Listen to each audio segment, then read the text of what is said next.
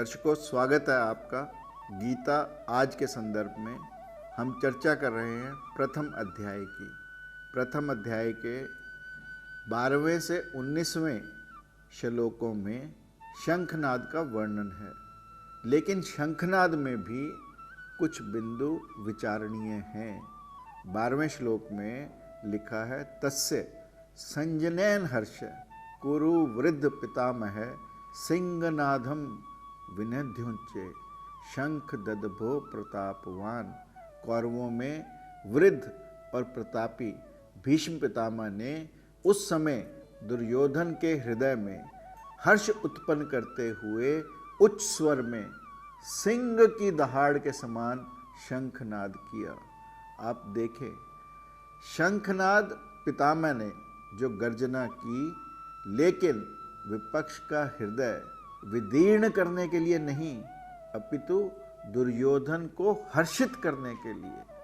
क्योंकि पितामह देख पा रहे हैं कि दुर्योधन को कई तरह की शंकाएं, कई तरह के भय इत्यादि ने घेर रखा है, जबकि वास्तविकता यह है कि दुर्योधन के अपने पाप, अपने दुराग्रह, अपना अहंकार उसे भयभीत कर रहा है। दो बिंदु विचारणीय हैं। एक तो पितामह की प्रसन्नता नहीं है युद्ध करके, वह केवल और केवल समय उचित धर्म का निर्वहन, धर्म को निभा रहे हैं, यानी फॉर्मेलिटी कर रहे हैं। दूसरा, शंख वर्णन भी दुर्योधन को प्रसन्न करने के लिए, दुर्योधन को दिखाने के लिए, यानी दुर्योधन को प्लीज करने के लिए। जब आपका सेनापति युद्ध नीति के स्थान पर आपको प्रसन्न करने के लिए कुछ करता है तो काल निश्चित है। व्यवहारिक जिंदगी में भी जो लोग साइकोफेंसी, जो लोग बटरिंग, जो लोग हमें खुश करने के लिए हमारी चापलूसी करते हैं, हमें तरह तरह की मीठी बातें करते हैं, उनसे सावधान रहना चाहिए।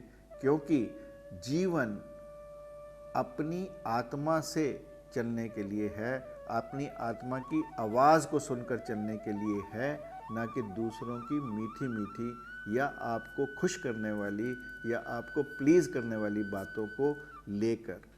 Sometimes you are not listening to your soul because you are listening to everybody else's expectations.